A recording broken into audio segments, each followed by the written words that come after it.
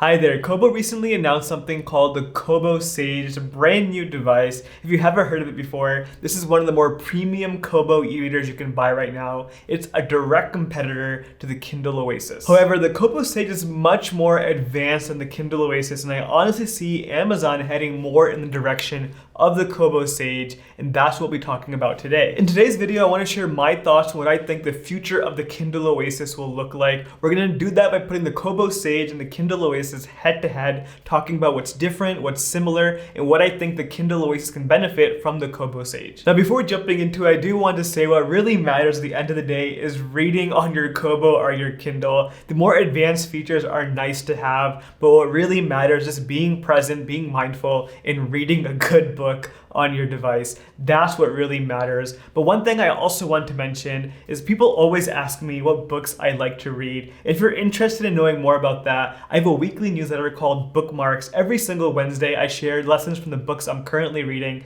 If that sounds interesting to you, link for that down below. Now, the first thing I really want to compare against the Sage and Oasis is the price. I really hope one day that Kindle will come out with a pricing structure similar to Kobo. The Kindle Oasis has way too many options. On the Kobo Sage, it costs $259. It only comes in one configuration. There's no options for colors, storage capacity, anything like that. You only get it in one option. You can buy some accessories, but in terms of the actual device, it only comes in one model. The Kindle Oasis, on the other hand, is very, very different. They have two different colors, different storage capacities, ads or no ads, cellular versus non-cellular, international versus domestic. There are just so many different options to choose from on the Kindle Oasis. It gets very confusing, and if you're a new Kindle buyer, it's very overwhelming. Now, that being said, the Kindle Oasis actually starts at $249, which is a full $10 cheaper than the Kobo Sage. But remember what I said before, there are a ton of options. If you upgrade any of those options, you could be paying upwards of $100 more than the Kobo Sage to get the upgraded version of the Kindle Oasis. Now, putting price aside, one thing I do want to talk about is the actual build quality of both devices.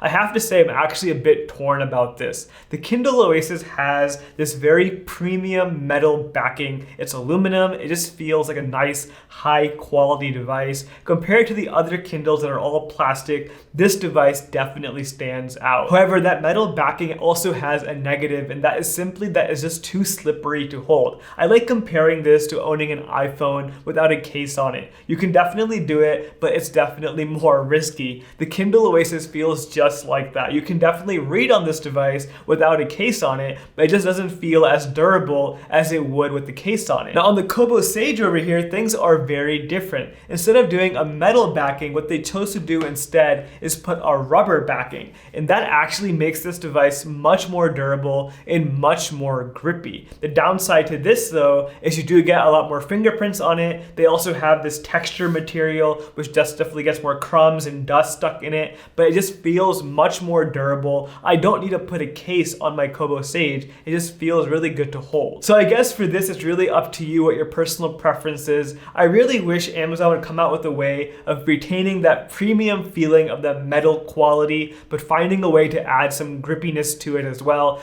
That would be the best of both worlds. Maybe we'll see that in the new Kindle Oasis. Now, coming up next, we have the display, and I really think Amazon could learn a thing or two from Kobo when it comes to display. The Kobo Sage has this new e-ink Kartra 1200 display panel. It's the HD model. What that basically means is a super crispy display. The text on this device just looks so clean and crisp compared to the previous models, and especially compared to the Kindle Oasis. The resolution of the Kobo Sage is still 300 ppi, the same thing as the Kindle, same thing as the other Kobos as well, but that new e-ink display panel just feels so much more crispy, much more contrast, I would say, more high definition. It just looks a lot nicer to read on. But with that being said, I have to say the other major factor that I like about the Kobo Sage is the 8-inch display versus the 7-inch display on the Kindle Oasis. I really do think Amazon's going to come out with a larger screen for the next Kindle Oasis. That is simply because the new Kindle Paperwhite has a 6.8-inch display, basically 7 inches, so they have to make the Kindle Oasis a bit bigger to compete with their other Kindle, make it more premium, make it a bigger screen. I would not mind that at all. The 8-inch display on the Kobo Sage just feels so nice,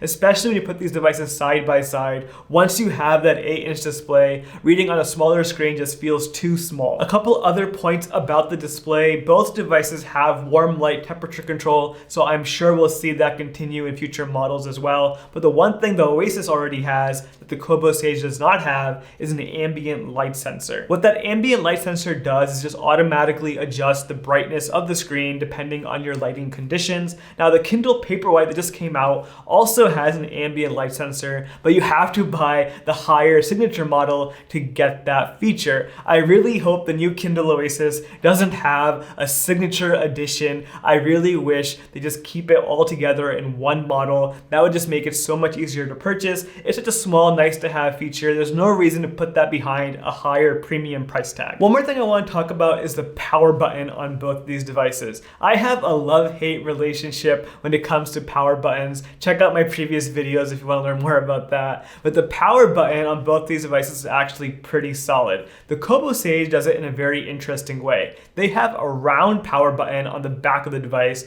where the Kindle Oasis has a metal power button on the top of the device. Now, depending if you're a lefty or a righty, if you're holding the Kindle Oasis or the Kobo Sage, the power button may be on the bottom of the device, which could be kind of annoying. I do like the power button more on the Kobo Sage simply because it's rounded and pressing on it just feels so much nicer. But I don't really have many complaints about the Oasis power button. That metal feeling is very sturdy, again, very similar to an iPhone. I do not like the power button on my Kindle Paperwhite. That device actually has a button on the bottom of the device. It makes no sense. So I wouldn't mind the power button either way for the new Kindle Oasis. A quick point about the power button: actually, the Kindle Voyage, the device that used to be the most premium Kindle before the Oasis, that actually had a power button just like the Kobo Sage over here on the back of the device. So I wouldn't be surprised if Amazon went back to that device. It is a really good design having that power button on the back. Now, speaking of power, let's talk about charging these devices. The Kobo Sage has a USB-C port. I would be absolutely shocked if Amazon came out with a new Kindle that did not have USB-C. We already have it on the new Paperwhite. The new Oasis definitely will have USB-C charging as well, but they're probably going to have wireless charging as well, simply because the Paperwhite Signature Edition also has wireless charging. The real question, what it comes down to though, is will Amazon make a Signature Edition for the Oasis, or will it just keep one Oasis with all the perks and fun features?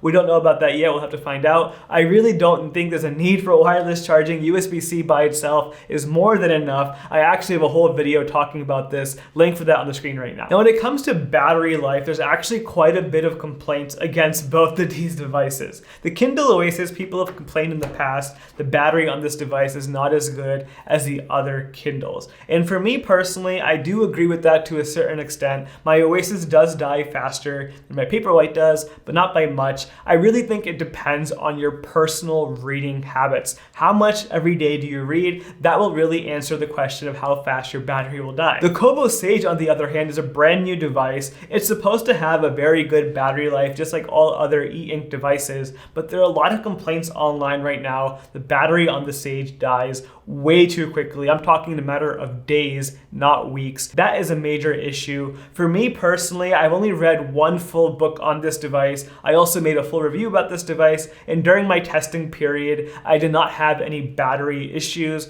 but I definitely did see this device die while it was on the shelf after I finished using it. Compared to my other devices, this device did not have a long sleep life, which is kind of concerning. I really hope they have a new firmware update to address the battery issues they're seeing with the Kobo Sage. Now, putting battery life aside, another major hot topic for people is speed and performance on their e-readers. The Kindle Oasis used to be the most fastest Kindle you could buy. Up until very recently, the Kindle Paperwhite just came out and that took over that crown. And I have to say, there isn't much of a difference between the Paperwhite and the Oasis in terms of speed. The Paperwhite is just a tad bit faster. The Kindle Oasis is still a really speedy device when it comes to reading books. I will though say the Kindle Paperwhite, we know from online reviews, has a 1 gigahertz dual core processor. That dual core processor is what made it faster than the previous Kindles. We're not too sure yet what the Kindle Paperwhite 2021 model has. Maybe that also has dual core processor. Maybe that's why it's faster. But whatever it is, this dual core processor was the king of all Kindles for the longest time. The Kobo Sage, on the other hand, is a bit different.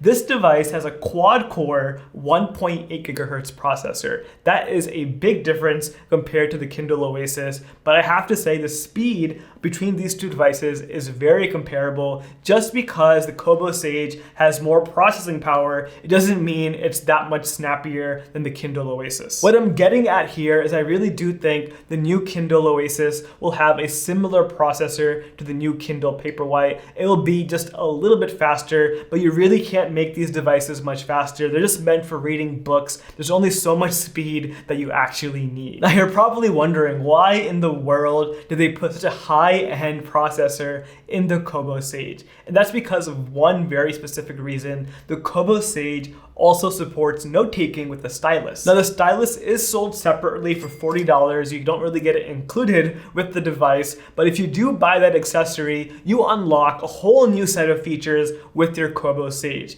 And I really do think this is the direction that Amazon will be heading in with their next premium e-reader. Note-taking is a hot trend right now, and I'm surprised that Amazon does not already have a device for this purpose. On the Kobo Sage, you can actually take handwritten notes while reading books. You can circle things, you can annotate, you can write in the margins, whatever you want to do while reading. You can do all of that, mark up your books all digitally on your Kobo Sage while you're reading. And on top of that, they have a whole virtual notebook section for writing notes on your Kobo Sage. You can have lined paper, dotted paper, you can have any kind of paper you want on your Kobo Sage and write notes directly on your device. It's definitely the modern version of a notebook. These features are very, very cool, but I don't think Kobo does the best job of executing on these features. It gets a bit laggy sometimes. Exporting all your annotations and notes isn't the most simplest thing in the world, but either way, the fact that this feature exists is really cool at this price point, especially. Having an e-ink device with note-taking support is such an awesome feeling. I am very surprised again that Amazon does not already have this, but I am pretty convinced that this is the direction they're going to be heading. We will definitely be seeing a note-taking device of some kind from Amazon, probably in their next Kindle Oasis. I also have a feeling they'll do a much better job of making this happen. They'll probably have more robust syncing features or ways to export all your notes and notebooks. I really do think Amazon will take this to the next level with their ecosystem. I am very excited to see where things go after this. Overall, this Kindle Oasis is way past due for an update. They really have to release a new premium device sometime in the near future to compete with the other devices coming out in the market. I think the Kobo Sage is a small glimpse into what we can expect from Amazon in the near future. We'll have to wait and find out. I honestly don't even know if they're going to keep calling this device the Kindle Oasis. They may even make a brand new category of Kindle after this to compete with the Kobo Sage. We'll have to see. Again, the Kobo Sage actually, to me, is like the Kobo Forma with the note-taking features, so I wouldn't be surprised if Amazon released a whole new type of Kindle and just completely discontinued the Kindle Oasis entirely. If you enjoyed this video, check out my 1-year review of the Kindle Oasis. This device is still a very great device. I used it for an entire year, over a year actually. I have a whole video talking about my specific thoughts of this Kindle. Link for that on the screen right now. Thank you so much for watching. I'll see you next time.